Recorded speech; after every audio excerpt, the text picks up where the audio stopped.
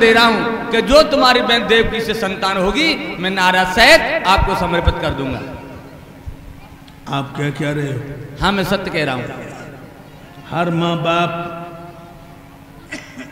अपनी औलाद को पलकों के नीचे बिठालते हैं और तुम देवकी से जो बच्चा पैदा होगा वो हमें दे दोगे? हाँ मैं तुम्हें दे दूंगा। नारद समेत? नारद सहित। खाओ यमुना मैया की कसम। यमुना मैया की कसम। खाओ गोधन की सौगंध। गोधन की सौगंध। अगर तुमने हमसे छल किया तो तुम्हें उस मौत मारूंगा, देखने वाले घबरा के मर जाएंगे। नहीं छल करेंगे। गुस्सा हमारा जानते हो? जानते हैं तुम्हारा गुस्सा हम। कहाँ देखा है? जिला मैनपुरी में देखा मैंने आपका गुस्सा। जाओ। ठीक है महाराज। मेरे प्यारे भक्तों, बहन बहनों को विदा कर दिया कंस ने। बाहर साले। एक बात बताऊं लोगों, आधारन पढ़ के देख लिया, हर युग में यही घोटाला है नाकम दम जी जाओ के सालों ने गजब कर डाला है नाकम दम जी जाओ के सालों ने गजब कर डाला है नाकम दम जी जाओ के सालों ने गजब कर डाला है। पंडाल में बैठे साले से सावधान, साले को अपने घर में कभी मत बसाना और आ जाए तो 2-4 दिन से ज्यादा मत ठहरने देना। भागवत सुनने आयो, एक एक बात कैच करो।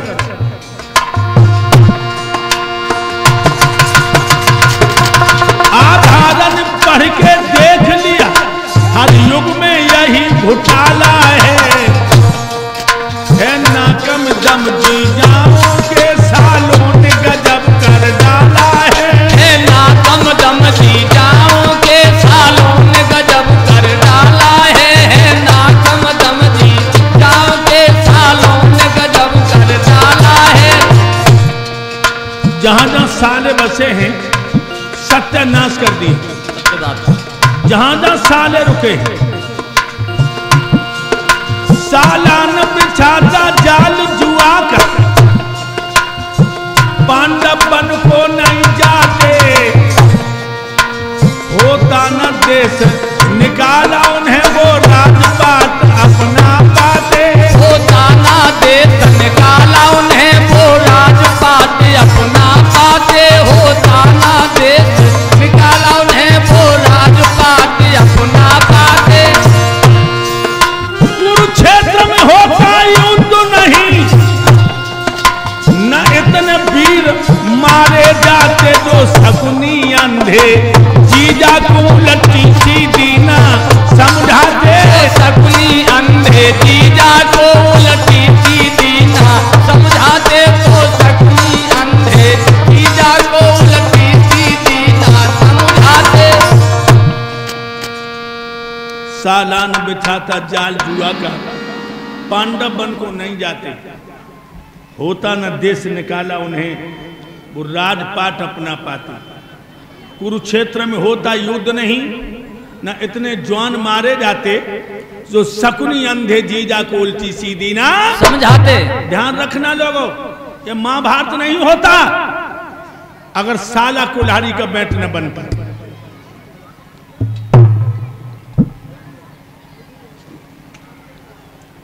एक ही तरफ साला नहीं था, एक एक साला दोनों तरफ था महाभारत में। शकुनी है धृतराष्ट्र को अर्जुन के भगवान, इन दोनों की चाल में है मर गए कितने जवान। शकुनी धृतराष्ट्र का साला, अर्जुन का साला कन्हैया, दोनों तरफ एक एक साला कुल्हाड़ी का बैठ। जरा ध्यान देना, तुम कन्हैया क्या समझ रहे? अभिमन्यु कुमार ने रण में प्राण गमाए, धोखे ते सुभद्रा लाल आय मरबाए। गुरु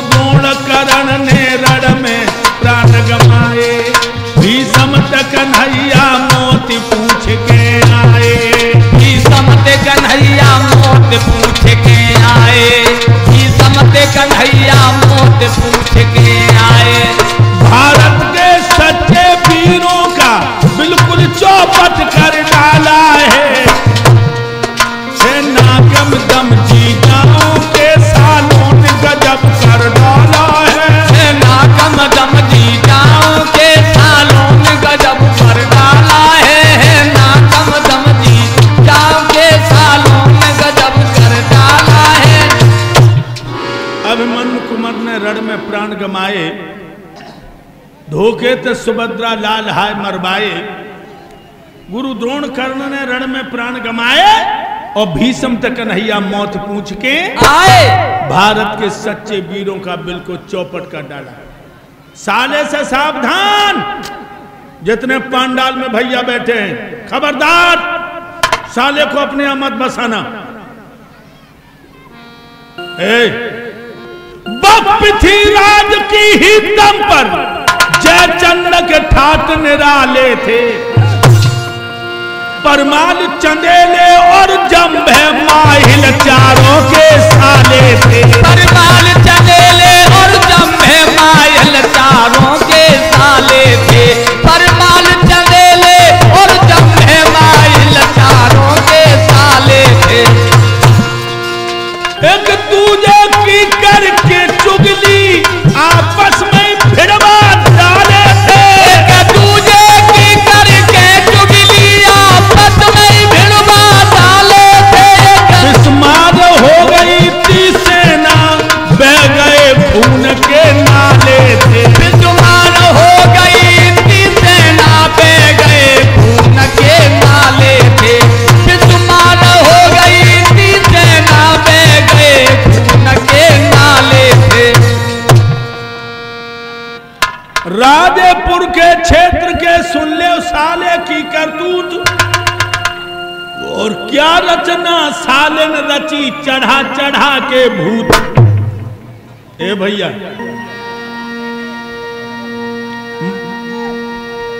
महुबे बालन पे रंग चढ़ा साले ने, जंभे के वंश से दगा करी साले ने। दिल्ली पत के संग फौज सजा साले ने, परमाल चंदेले मिटा दे साले ने। परमाल चंदेले मिटाए दे साले ने। परमाल चंदेले मिटाए दे साले ने। इन चारों के रहा नहीं कोई पानी देने वाला है। नाकम दम जीजाओं के सालों ने गजब कर डाला है। नाकम दम जीजाओं के सालों ने गजब कर डाला है। नाकम दम जीजाओं के सालों ने गजब कर डाला है। दिल्ली पथ के संग फौज सजा साले ने, परमार चंदेले मिटा दिए साले ने। महुबे बालन पर रंग चढ़ा साले ने, जंभे के वंश से दगा करी साले ने। और साला अबई से खतरनाक नहीं है रामशंकर, जब से जो धरती रची है साला तबई से खतरनाक है। सुनो, भगवान विष्णु का साला चंद्रमा है और लक्ष्मी जी का भाई है। दोनों समुद्र से निकले, दोनों की आंख को तारो है, लेकिन कितना अन्यायी है। दोनों की आंख को तारो है, लेकिन कितनो अन्यायी है। दोनों की आंख को तारो है, लेकिन कितनो अन्यायी है।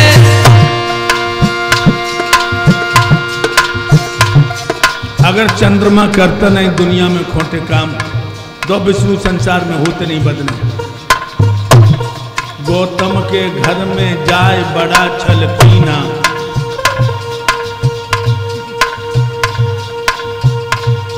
गुरु की पत्नी की इज्जत लूटी, अहिल्या की इज्जत इंद्र के द्वारा लुटवाई।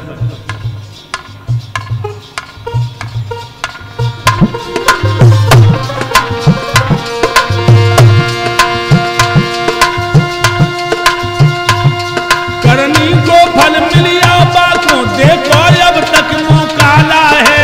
नाकम दम जीजाओं के सालों ने गजब कर डाला है। नाकम दम जीजाओं के सालों ने गजब कर डाला है।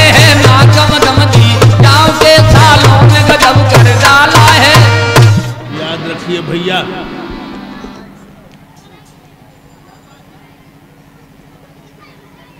साले से सावधान। देवकी वसुदेव घर आते हैं। 3 साल के बाद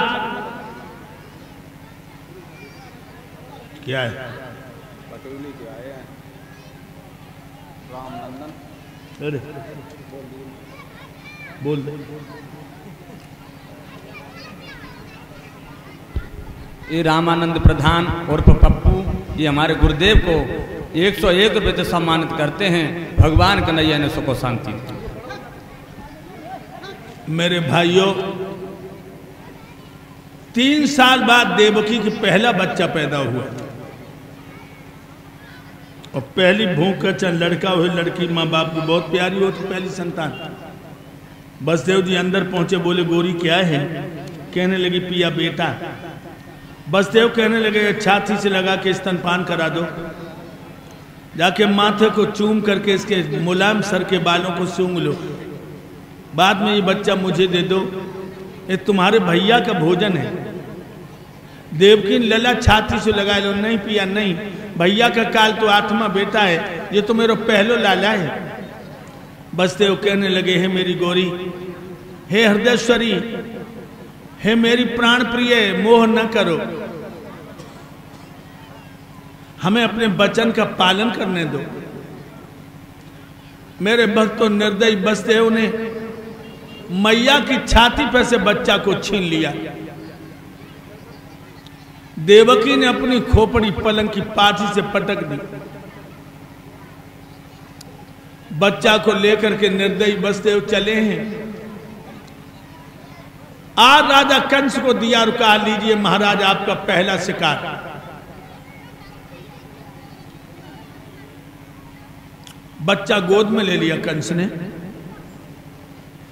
बच्चा बहुत प्यारा था। भक्तों, बच्चा तो हर किसी का प्यारा होता है। सुअरिया का बच्चा देख लो कितना प्यारा लगता है, कुतिया का बच्चा कितना प्यारा लगता है, सांप का बच्चा कितना प्यारा लगता है। बच्चा सभी प्यारे लगते हैं। कंस को दया आ गई। कंस कहने लगा बहनोई साहब,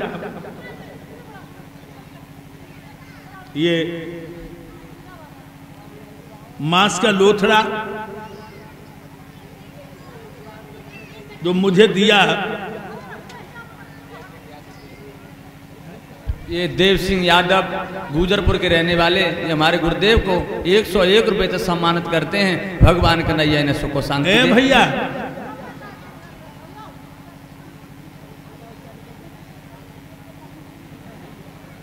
कंस बोला बहनोई साहब, इस मांस के लोथड़े में मेरा कुछ नहीं बिगाड़ा। जब 8वां बेटा हो तो ले आना। मेरे प्यारे भक्तों,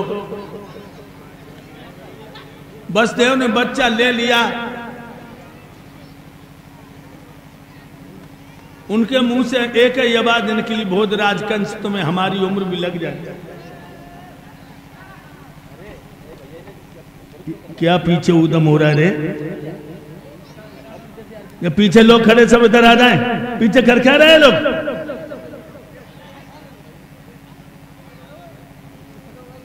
अबे ये पुलिस बुला ली ना, तुम सब डंडे आ जाइयो। पीछे आ गए आओ ना।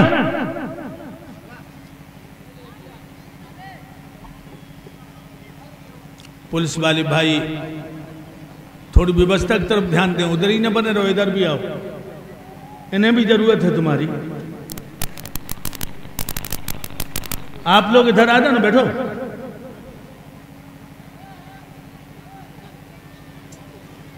भाइयों, आज बच्चे को लेकर के वसुदेव ने अपनी प्राण प्यारी देवकी को दे दिया। देवकी बोली भैया ने मारा नहीं।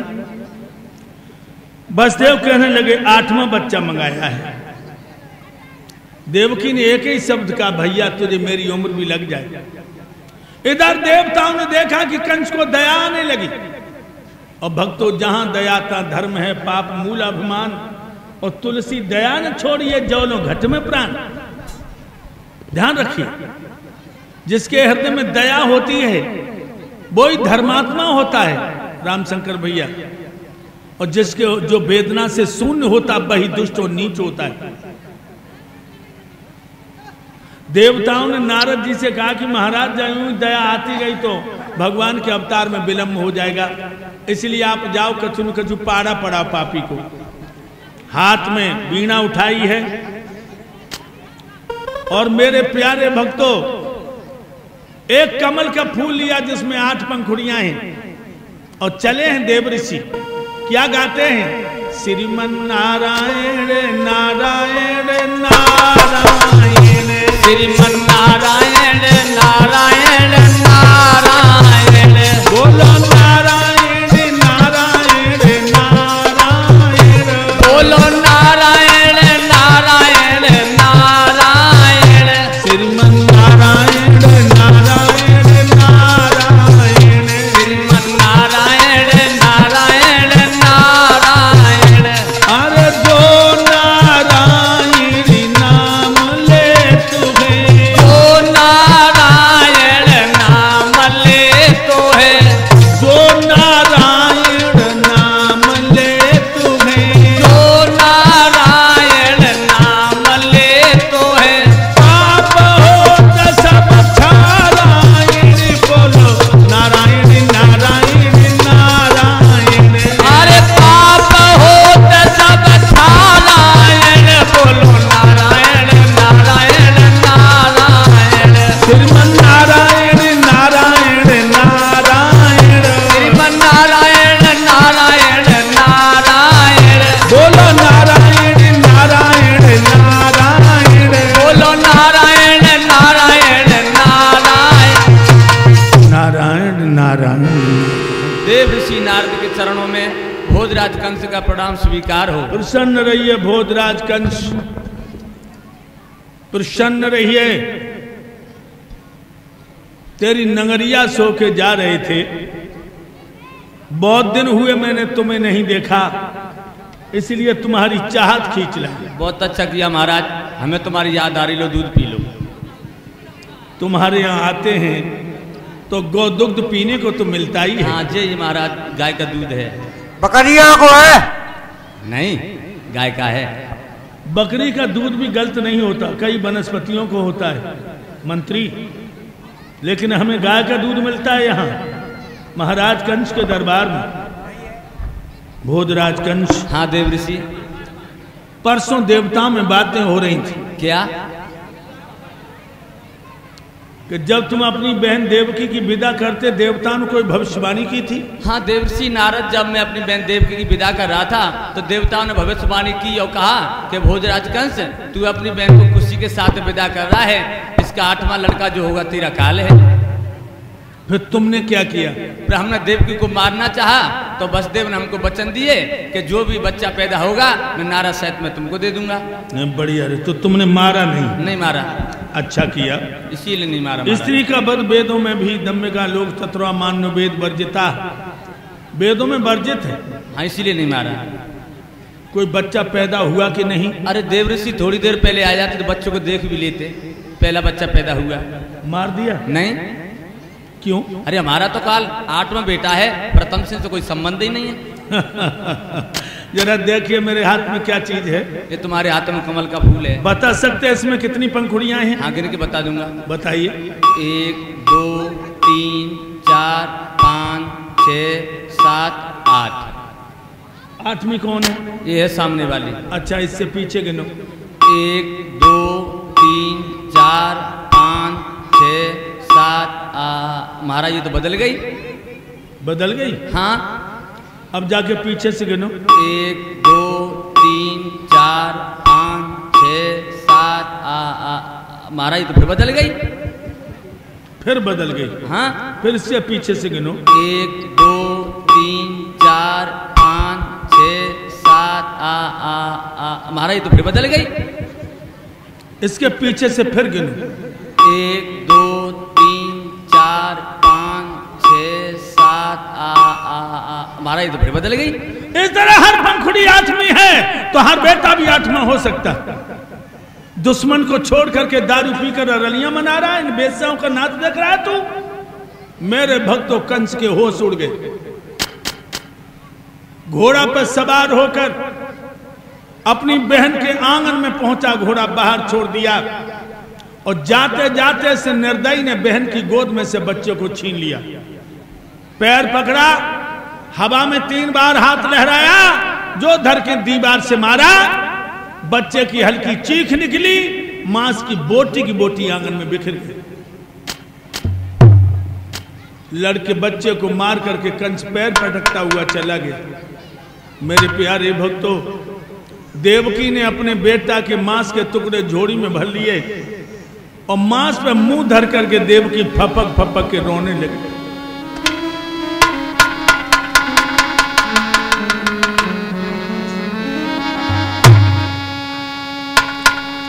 मैंने खोई दिया पाकर किसी को,